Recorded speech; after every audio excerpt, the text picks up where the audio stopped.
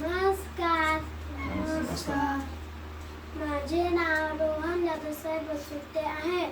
मी इयत्ता दुसरी शिकत असून मी तुमच्या समोर मनोगत व्यक्त करणार आहे. ते तुम्ही शांतपणे ऐकावे ही नम्र विनंती. घासल्याशिवाय धार नाही तलवारीच्या पातीला, घासल्याशिवाय धार नाही तलवारीच्या पातीला.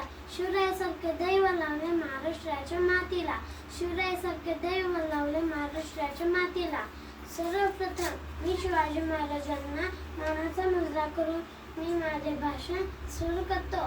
सह्याद्रीच्या कडा कपड्यानं घाम फुटेल, सह्याद्रीच्या कडा कपड्यानं घाम फुटेल. झाडे झुडपी शहारतील, झाडे झुडपी शहारतील.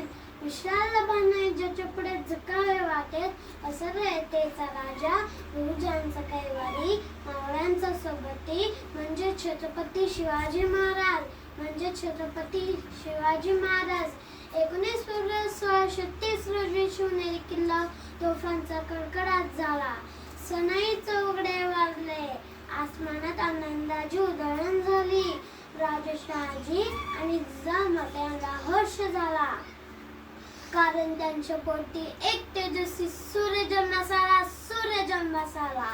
अर्थात छत्रपती शिवाजी महाराज यांचा जन्म झाला. जिजाऊने शिवराजांना उत्तम संस्कार केले. जिजाऊने पाहिलेले स्वराज्याचे स्वप्न शिवराजांनी प्रत्यक्षात साकार केले. शिवाजी महाराज हे फक्त राजा नव्हते तर युग पुरुष होते. त्यांनी प्रजा अन्याय करण्याला धडा शिकवला. परस्त्रीला मातेचे मान मानले.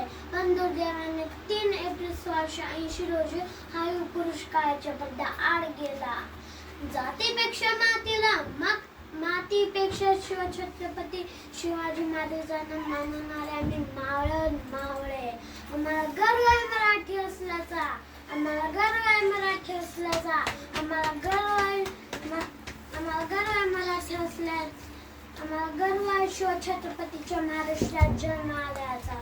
एवढं बोलून मी माझ्या भाषणाला पूर्ण विराम देतो. जय भवानी, जय शिवराय, जय भवानी, जय शिवराय.